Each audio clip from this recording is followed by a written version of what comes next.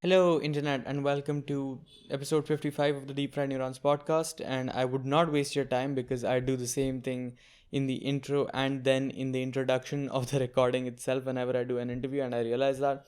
So I'm just gonna cue the fucking.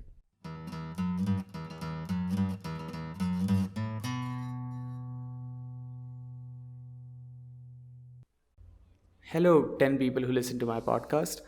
So I'm coming in recorded through a hotel literally built in the 1940s. And today I have with me Aditi, who you've met before on this podcast on episode 52. And we're talking about Panopticon. Aditi, you want to reintroduce yourself? Hi, I'm Aditi. I am an architect and an art historian and a cultural manager, and I work for TIFA. I do their programs and do some curation and design and stuff like that. Yeah. And the reason Aditi's talking about Panopticons with us is because, was it during college? Yeah, masters. Yeah, during her master's, she's written a research paper about Panopticon. Yeah. More or less. I mean, yeah. What was the title again? I'm sorry. So the title of my research was Practice in Place. So it essentially dealt with how space is more than just a physical entity, but something that requires human intervention and is like extremely philosophical and stuff like that. I did not understand space very much when I was studying and practicing as an architect. But when I read Foucault and I read a couple of other sort of space theorists, I kind of understood what goes behind making a space happen, and that is how I came across the Panopticon, and it hijacked my life for a couple of months. So, yeah. So, interestingly, that's exactly where my interest in the Panopticon started as well, because I read Foucault and then I got really interested into this concept as to what it speaks to, and how it's related to gaming. Ooh, like that's where I started. Interestingly, my interest in the Panopticon was from Gears of War. Ooh. Yeah. Nice.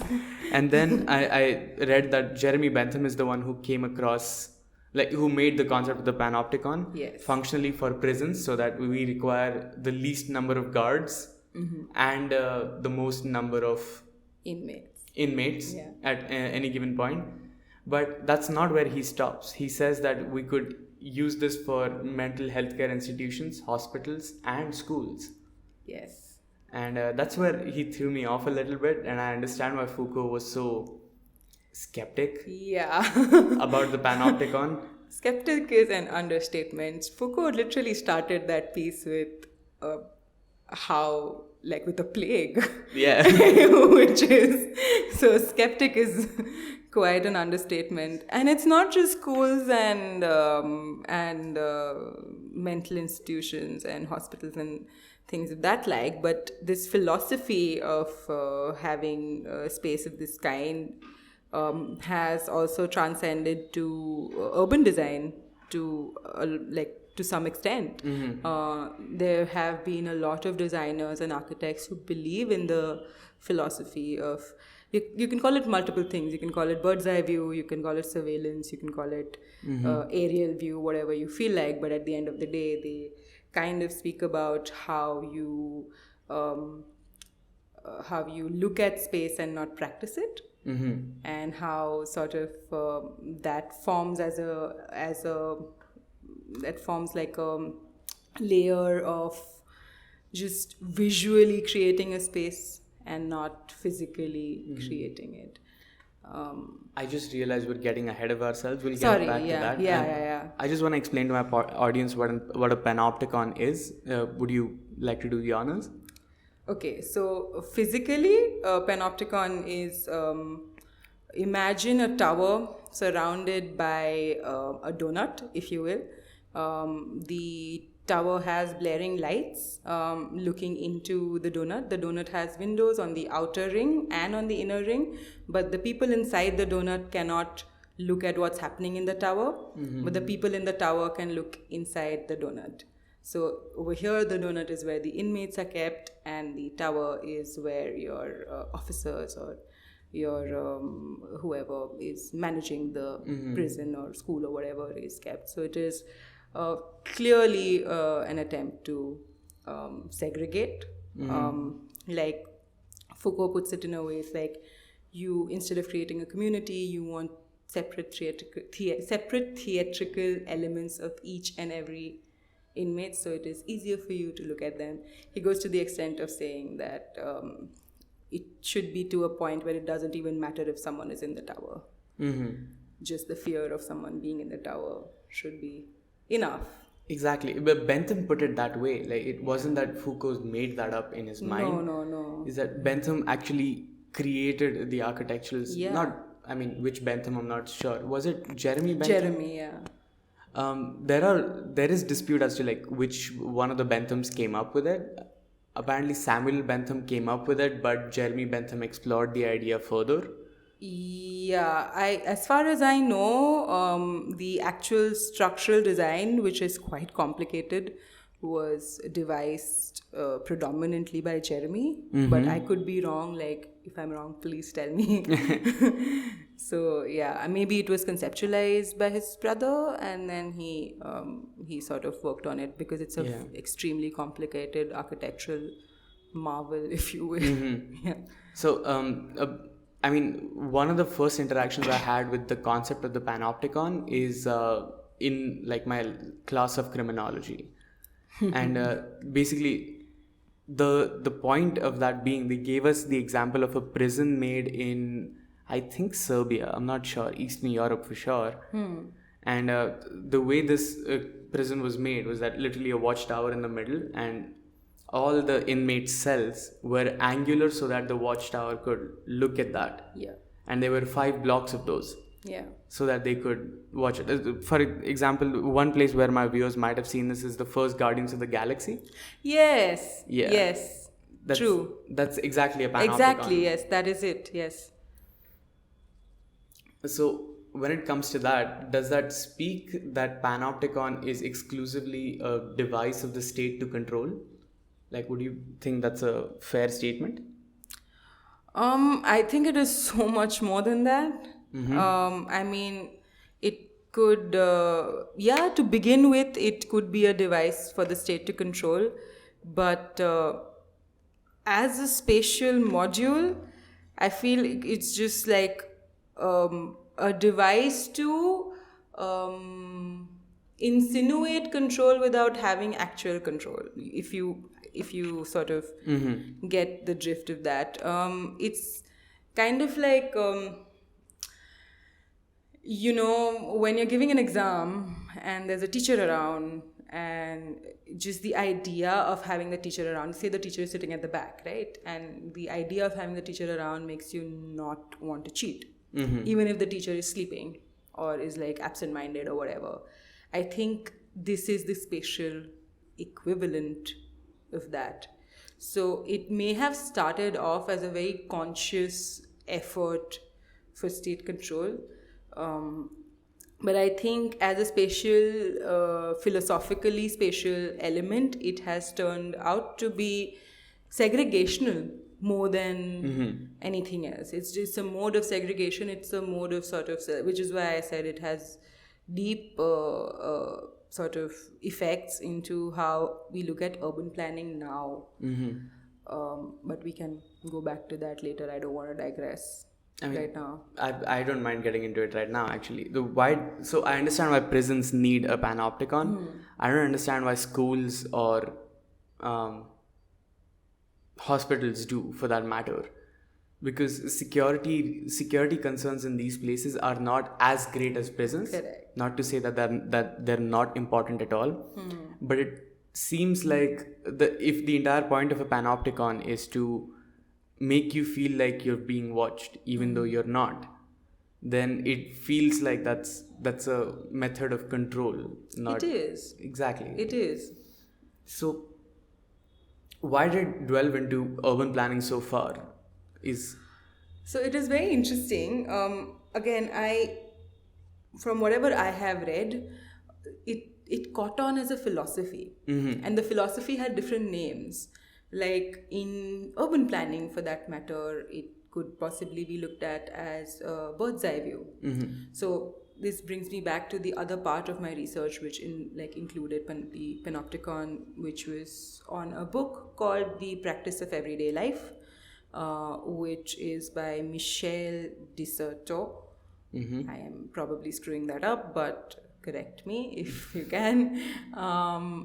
And what essentially the book talks about is how it talks about Manhattan, it talks about New York, and how when you detach yourself from New York and try and look at it from the Empire State Building, for that matter, how you perceive it versus how you perceive it when you're walking through Manhattan.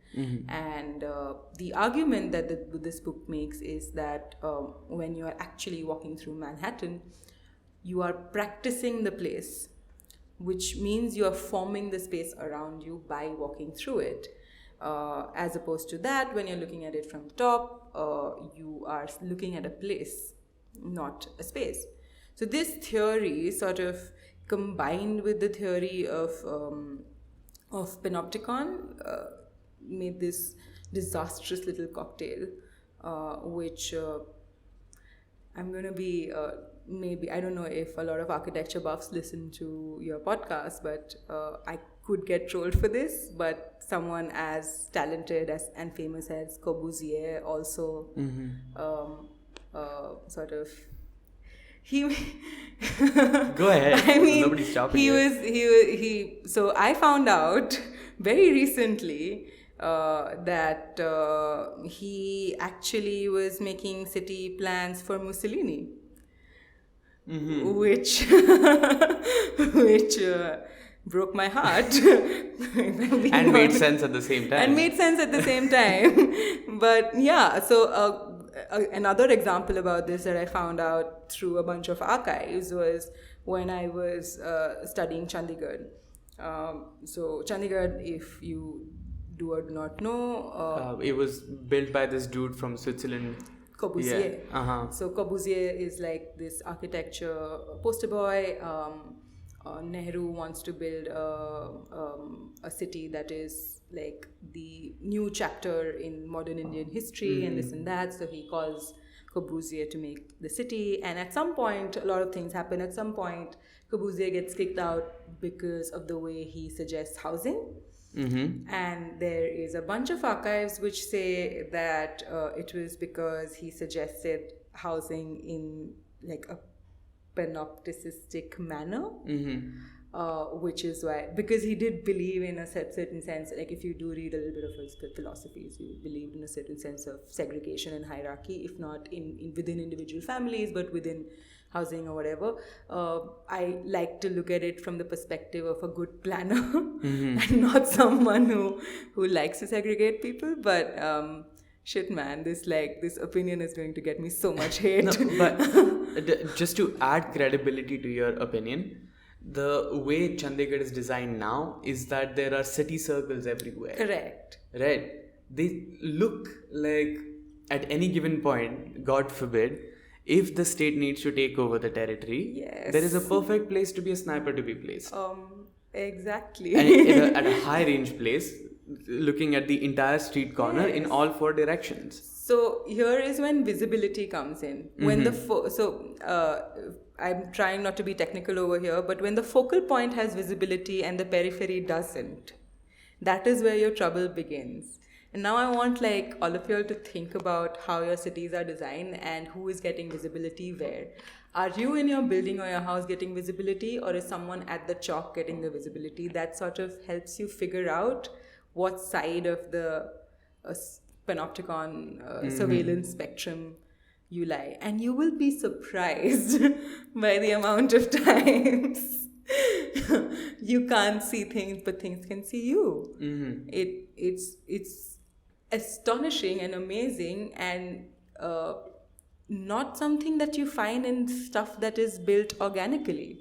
Yeah. In your chawls or in your regular organically growing city plans, it forms linear, we call it nervous, so it kind of grows like nerves.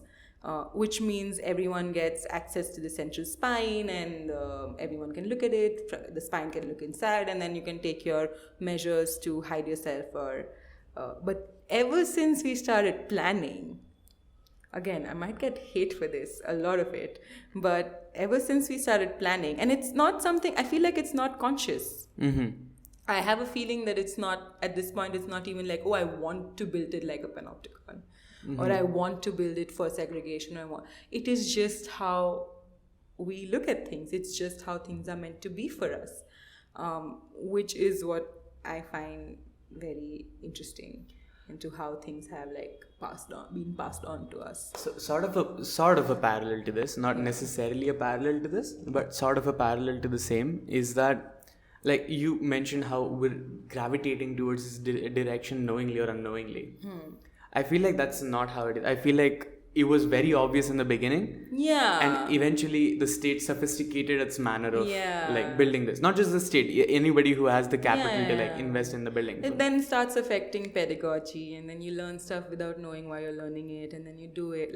Exactly. It's just how these things are. One of the examples I would give is like where I started thinking about this is cover shooters. So I was playing Gears of War. Yeah. And the only reason there is stones in the middle or like cars that have been parked is so that I can shoot from hiding behind this. Yeah. Right? It's very obvious. And Gears of War was what? Like last decade? Yeah. Yeah.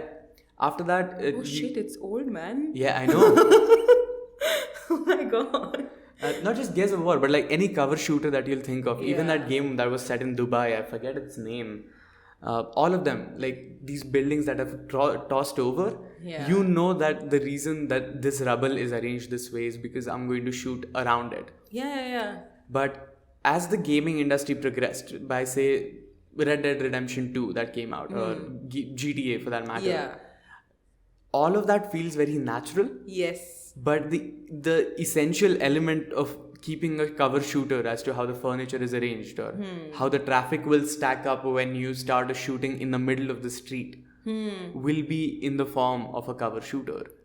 Oh man, yeah. Yeah, so I think that's what happens is that like, for example, an entire community of people building for the same purpose. Yes. Sort of No, I agree. And you have to understand that a lot of Indian cities were, after a point, built by the British.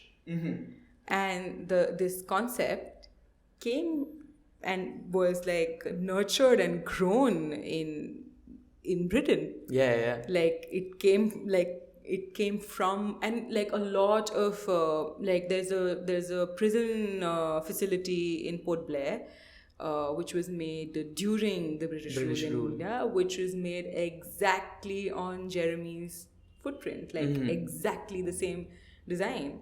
So we can't just ignore that.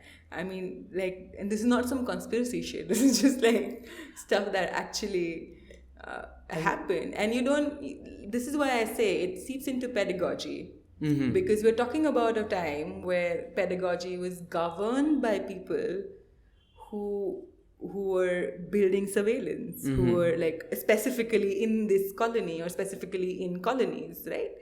And then it just sticks. Yeah. Like, and then you don't look back at it after a while. Think about something like, Asiatic Library in Mumbai. Yes. The street right in front of it. That, I mean, the moment I thought about the Panopticon, that's the first thing that came into my mind. Yeah. Now, the thing with that is it's really beautiful as well. Yeah. So even if you don't like the idea itself, you'll keep it for the aesthetic. Yes, I mean, and I get it. Do that. Do you? It's okay. This building was probably built by the British, so it's like fine, do that, but like understand it from a perspective. My issue with this is that now when we look at it, I don't even practice architecture anymore, right? But now when I see fellow architects and someone look at it, you look at it for these things, you look at it for philosophy, and this is why this philosophy is important to teach. It is important so that we don't forget about it when you're admiring the beauty of the building. When we don't forget about it while we are looking at the building's historical importance. We need to know this, and it needs to be taught in schools, in architecture schools. Again, I'm gonna get so much hate for this. I mean, speaking of schools, I'm glad that we're there. I was while I was reading about all of this. Now, unfortunately, people are gonna call me such an American hater, but America is the only place where schools is where shooting happens. America, fuck it. We shouldn't. We really shouldn't. But keep aside my beliefs as to why they're happening. Yeah. But one of the most tragic incidents that this happened in was Sandy Hook. Yes. Right? Yes. And when the Sandy Hook Elementary School was rebuilt, yes, the builders and the commissioners of the community felt very comfortable and to a certain extent proud calling it a Panopticon. Okay. Again, sensitive subject.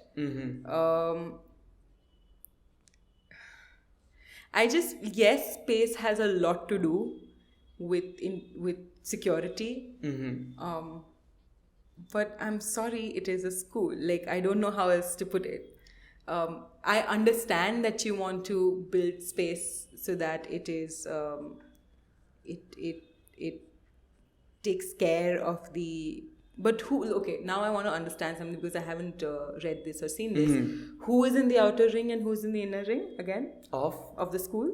The inner ring is any amount of security personnel that might need to be called.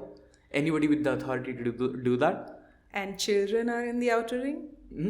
Children are not in the outermost ring, no. No. There's a certain amount of security staff inside. Also, the way they've made it is so that it's away from the street. So anybody approaching it would be approaching it in isolation from all directions. Okay. All right. And all the outer rings have glass windows that are bulletproof. Yeah. And so that if anybody's approaching, they could be seen from any direction by anybody. But can the inner ring do the inner ring watch the children? Yes. See, that is where it gets. That's where it gets problematic. It's that very is where grim. it gets no, don't do that. I get it, but yes, we have this fantastic concept, but we can work on it. We have enough big brain power to figure it out so that we don't have to keep an eye on children. Come on, don't do that, please. I mean, that's not it. I think after that, I kept on reading about architecture around the world. Yeah. Turns out Indian schools never abandoned that project. So we from the British era, we've been building schools the same way. You go to Xavier's, the reason that ground is in the middle and the windows are around it, I think there's a very specific reason for that. Okay, no. With this, with public buildings in India, there's a multitude of things. Okay, so the courtyard in India is a part of. In Bombay, it doesn't make any sense because you're supposed to have it in places which are typically very arid. And it sort of functions as this cooling spot which cools down your entire building. So it is a part of the Indian vernacular architectural language. So I disagree with the fact that it is entirely the Panopticon because we did have sort of roots in this. But when it comes to institutional buildings, it gets tricky because then you did nothing about it. My issue is not that, you picked this up. You picked up this vernacular Indian style of we only made houses in this style or we made palaces in this style or whatever. You picked it up, great, good for you. But then the element of segregation and the element of keeping an eye on things of surveillance was sort of more it was so opportunistic. It was this fantastic opportunity. Oh, we have this, this floor plan which gives us the perfect. So I want to know, I've never been to Xavier's. Does it have a visual sort of cone of vision of the sort? No, that not of a Panopticon? Not in a traditional sense, but The inner courtyard definitely is like, it looks at all the classes directly from the ground itself. There's no upper hand there, which is sort of comforting, I guess. But at the same time, it's built like one. Like, the only thing that's missing is the central tower. Yes, which I think is a very important missing factor.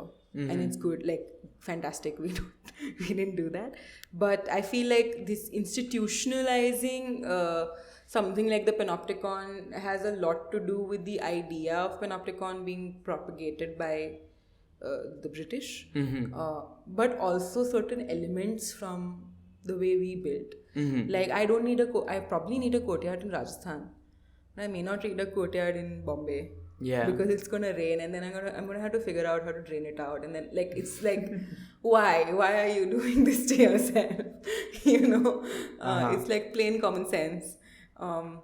Look at buildings around you and, like, just think about these things. Like, think about, does it make sense to have this here? What is rain going to do to it? Because that is how we have built for centuries. Like, I'm saying, like, 5% of the time has been the time that we've been building like we build now. Like, 95% of the stuff that we have built before that is out of instinct. Like, I feel hot, so I want colder walls, so I'll put cow dung on it. Like, it makes sense, right? So when you look at buildings from any time, or you even are thinking of making a building for yourself or whatever, look at it from the perspective of, what do I need? Like, does it make sense? Or do I have to put, like, am I making this shit out of glass, heating it up, and then putting an AC so that it heats up the environment and then heats up the building again? Like, don't do that shit, please. Just think about it. And I'm not saying go back and look at every single piece of vernacular architecture ever made. I have done that. It took up 5 years of my life. You don't need to do that. But just logic, just like... True. Before we start getting hate in the comments, I want to address this properly. It's just that Panopticon is a concept that makes me paranoid inherently, is why this episode sounds so anti-state. If you have a opposing opinion, just put it in the comments. It's not that I'm not against your opinion. I have my own problem with Foucault as well. I have my own problem with Foucault as well. Everybody does. Everybody has a problem with Foucault. Because, I mean, is he a historian? Have you figured he that isn't, out? No. No. Listen. He hated that term. But that's what he did. I actually pause while I call myself an art historian because of Foucault. Like, I pause and, like, think about it, because I think he called himself a theorist. Yeah. He called himself, I don't know, correct me if I'm wrong, but also, so when I was reading about the Panopticon, what I found really amusing is that he starts with the plague. Yeah. He's just like, here is some really depressing shit to start this amazingly more depressing concept for you. And then he beautifies it, like the way he writes. Of course, we read translations, but like, it is beautifully described, which makes you want, like, do I like the plague? Like, why am I romanticizing about this? He tricks you. He really tricks you. He tricked me, and I'm a very, I like to think of myself as a very objective reader, but he genuinely tricks me from time to time. So, no, none of this is about the state. It's about space. I feel like I look at it from the perspective of just plain how you can make as much space as you like, but the way you practice this changes everything. Everything about it, yeah. Changes everything. And the Panopticon is a perfect example of this. The one of the best examples. Another good example of this is, there's a public park, for example, and someone makes a path in the public park. There's a lawn.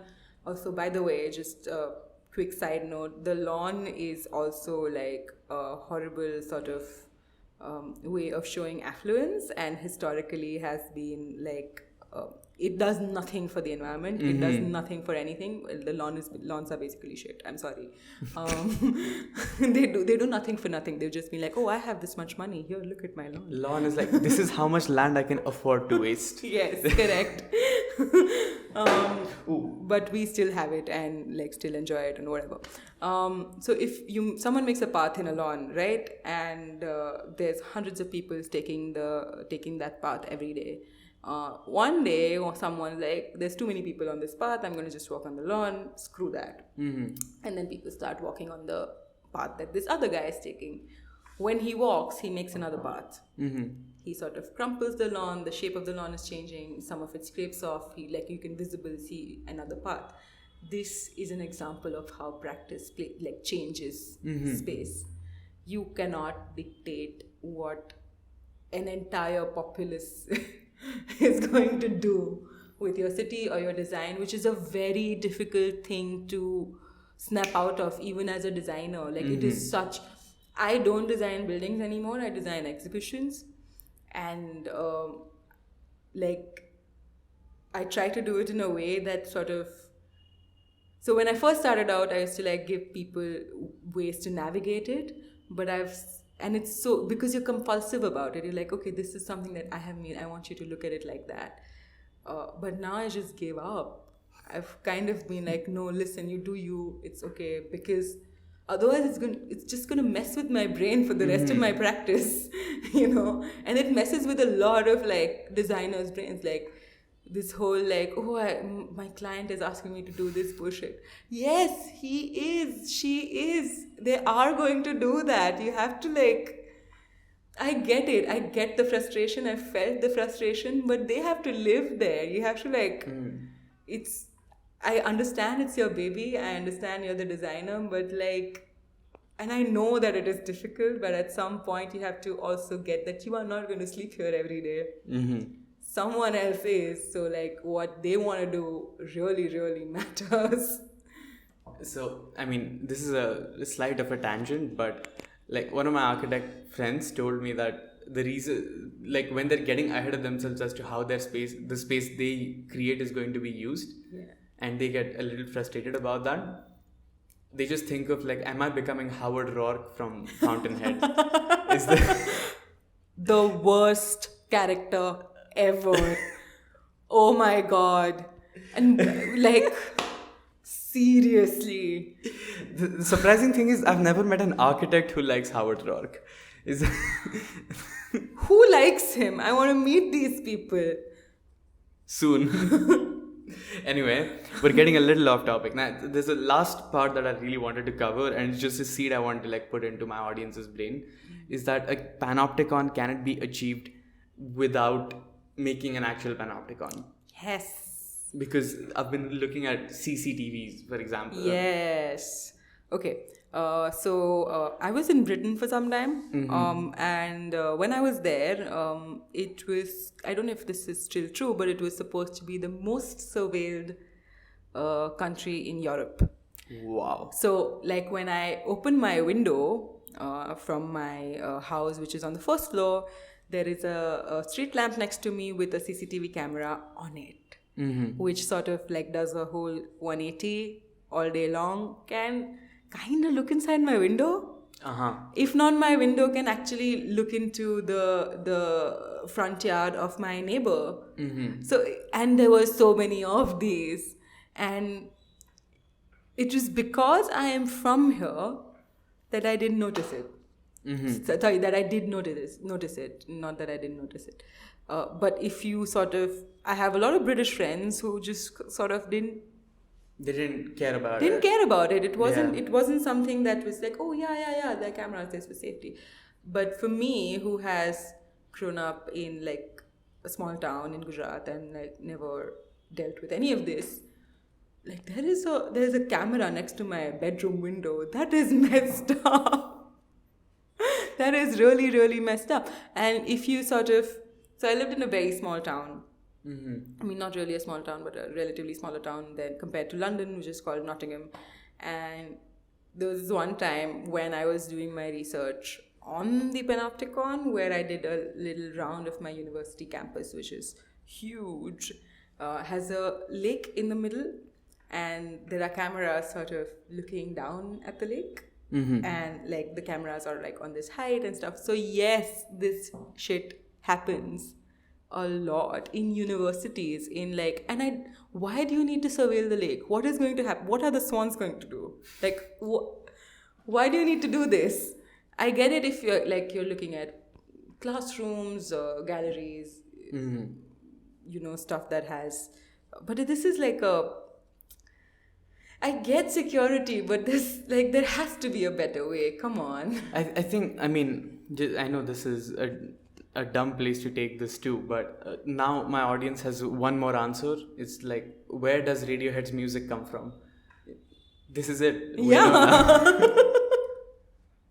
Absolutely. Like, if this is where they're living, definitely somebody's got to notice this. I mean, if you're in Britain or are British, look around you, count the amount of cameras you notice on your way to work or you're on your way to Tesco. Yes, you are going to Tesco. I know you are. Just like notice how many, just count them and see what's waiting for you. Yeah, but like, I feel like one of the counter arguments made to that is, well, it's actually helping our safety. Yeah, I know, but the safety does not need to be outside my bedroom window. I understand your point. Like, come on. It's like I said, I get that you have a bunch of cameras on the South Bank. I get that you have a bunch of cameras looking at your parliament, some on Tate, some at the National Gallery. I get all of this. But why does my residential area need this much of this? Like, I feel like on some level it's a mix of like skepticism combined with a lack of planning, to be very honest. Because so generally I would go about it like looking at your hotspots. What do I need to surveil if I have to surveil, right?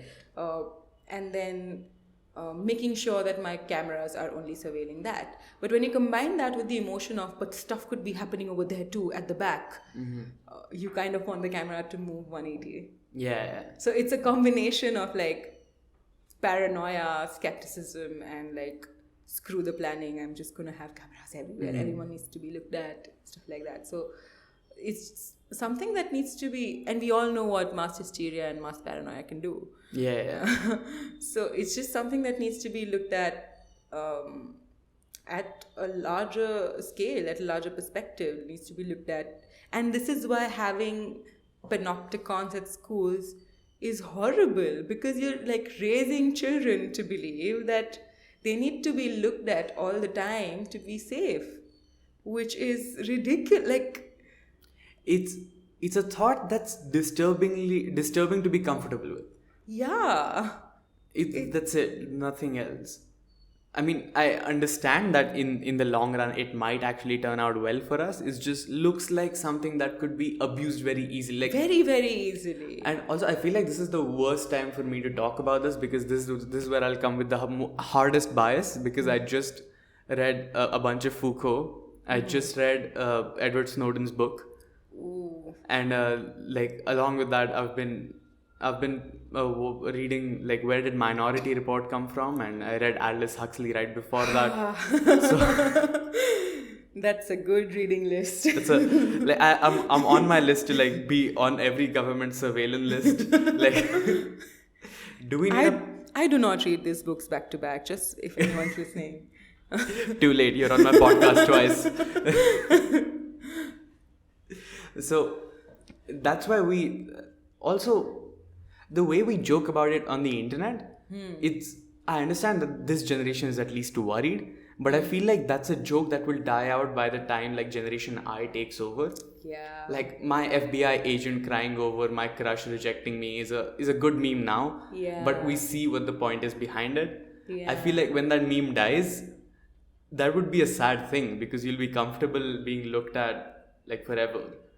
And I don't want to sound like a fucking boomer who's afraid of the future, but Probably we should I am be. afraid of the future. I really, really am.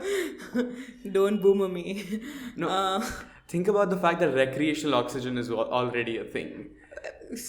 So I really don't want to. I don't want to think about it. Coming back to like the literature it comes from, the most critical that I've read about the Panopticon is, of course, Michel Foucault. Yeah, Foucault, yeah. But I should, like, just to be honest, I should tell people why Foucault is not the most reliable philosopher out there. Yes. I understand, like, don't get me wrong, he's an important part of my reading list, and I think you should read Foucault at some point in your life, just not where you should start. Read Foucault when you're comfortable with being critical about yourself. Yeah. I think that is very important, and I feel like reading Foucault teaches you how to be critical about yourself. I have turned into the kind of person who has arguments with herself, and I feel like I owe that to Foucault a lot. And I think it's important to do that. Like, yes, I do not have one fully formed thought in my mind, but that's okay because it's okay. Like, it's fine. I don't really have it. Sometimes makes it very difficult for me to write, but that's something that I'm ready to deal with, for the idea of having enough capacity to look at myself and be like, hey, you're wrong, or hey, like, look at this, hey, deal with this. I think that's very important when you're dealing with history, because you're going to be proven wrong at some point. Someone is going to come and prove you wrong when you're dealing with history, theory, visual culture, especially art history, stuff like that. Someone's going to be like, no, not this, that, and then you're going to have to like be open enough to, and Foucault helps you with that. Yeah, true. So that's why you need to read Foucault. The reason I brought that up is because I wanted to get into the last segment I had reserved for Panopticon. Yeah. Which is unethical uses of the Panopticon. Fun. Interestingly, it's about the book which I hated the most from Foucault, where I thought his game was the weakest. At the same time, it is the one where I think he's been proven furthermore the best so far. Yeah. So the book I'm talking about is Madness and Civilization, where he deals with how madness was a form of eccentricity at some point, and then it turned out to be completely institutionalized by the medical gaze, which he further explains when he talks about drugs. But throughout, yeah, exactly. Now, I have big problems with that outlook because, well, those people, when they were set free and their eccentricity was accepted, they were also bullied when nobody was watching. Yeah. And they were also subject for a lot of sacrificial rituals and whatnot. Yeah. Which is very inconsistent when it comes from Foucault. Yeah. But at the same time, around the same time this book comes out, Rockefeller Committee, is that what they're called? They released a paper which confirmed MK Ultra is a real thing. Oh, okay. And for my listeners who have not been regular listeners, do you know about MK Ultra in detail? Yeah, not in detail, but I know about it. Yeah. So I mean, good that you know about it. But for listeners who are new, I've already done an episode about it. I think it's episode 16. Check it out. Plug. But basically, what happened was American, like CIA, tested drugs of mind control on their. I love this episode. Oh, please listen to this. It's amazing. Listen to this episode. It's fantastic. Thank you. And how they did that was they would hire hookers who would bring them into CIA safe houses, and then they would look them through a one-way mirror and observe without their consent. Yeah. And which is the most jarring part, because the more you read about the Panopticon, the more crazy you sound to yourself. Yeah. So, how far do you think is it reasonable to let the concept of the Panopticon fuck with you? Is my question. How far is it? Sorry. Is it reasonable? Reasonable to let? It's not reasonable to let the Panopticon. Like what? No. It is not. I am sorry. I am slightly idealistic for this. please don't let the Panopticon fuck with you. Read about it so that it cannot fuck with you. Fair enough. Why do I sound like someone who's asking people to be vigilant? But be vigilant. See, now you're definitely on a government surveillance list. But also look at it from perspectives that go beyond space. Like my idea of space has grown a lot since the last couple of years, especially since I've become relatively active on Instagram. Because now you can be looked at in different ways. Yeah. So don't just look at it spatially. When you have when I have a private account and you have an open account, and I can stalk you, but you can't stalk me, what is that? Dum, dum, dum. Yeah. This is big brain time. So, yeah, like be very, very aware of it, I would say. Think of it as more than something that is physical. Just like, I feel like if we forget very easily that we are in the tower too. You know, we very easily, it's so easy to ignore that. Yeah. If you are in the tower, just check yourself. Is all I have to say about that. And that's how you don't let it mess with people. You know, there'll be times when you're in the tower, there'll be times when you're in the donut. Like if you're in the donut, I'm sorry. But if you're in the tower, just don't run out. Just don't be there. You know, that's how you deal with this shit. And hopefully more people sort of catch on. I sound like my mother. I sound so idealistic right now. Okay, boomer. I mean, I am quite cynical in real life, but I don't know why. Right now I feel the need to, you know, because I read Foucault. Is it weird that Foucault makes me optimistic? Yes, that is. Yeah. That is the single weirdest thing that we have spoken in the last 44 minutes. How does that happen?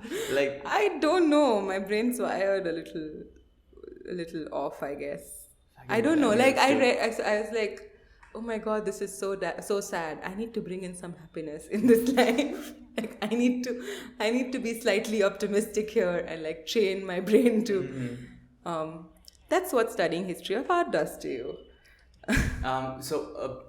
One final tangent that we have time for, and this is not related to the Panopticon directly, but like having the discussion that we've had over the last 45-ish minutes, would it be safe to say that aesthetic is accidental and it follows the purpose of the structure? Oh, form follows function, follows form. So where do you lie on that spectrum? I would like to be in a world where function follows form, because it gives a lot of, like, the designer in me is kind of like, yeah man, I want to do that. Like I want to be able to make something wacky and then make sense out of it. Also, like, it's great for like big brain shit. Like it's fantastic for that. But on ground right now, form follows function. Although when we dive into stuff like virtual reality or augmented reality and stuff like that, that's where stuff gets real, and that's where I really enjoy it, because I look at space like I couldn't before, or I wouldn't before, and I wouldn't because I didn't have access to that kind of, and I just find it so. Plug, by the way, we're doing a festival on this. Go ahead, plug it. We're doing a festival called Siberia, which has works on like in virtual reality, mixed reality, augmented reality, involves creative coding, machine learning, like really fancy stuff like that. On the 13th, 14th and 15th of December, if you're in Pune, please come check it out. It's going to be really, really fun. So there's that. So that's when I feel like, you know, in that realm is where you can actually have function follow form. But like our physical reality right now, form does follow function, unfortunately. I wouldn't want it to be that way for long, though. Okay, that's a good note to end this episode. And thank you, Aditi, for being on the podcast. Thank you. Hope this was big paranoid, big brain time. I'm just gonna go home and think of happy thoughts and try and fall asleep at night while not thinking of the guys who are looking at me. So yeah. Cool. Okay, fellow kids, that's all I have for you this week. And I might get you more interviews eventually, but I think that's it for this month for now. It will be just me and you again for a while, but I don't think that's necessarily a bad thing, except for the fact that I'll have to make content tighter and the research will be more extensive and it's a lot more work. Help me. But I hope you enjoyed Panopticon with Aditi, and I hope you're paranoid now because I am. So that's that. See you. Bye.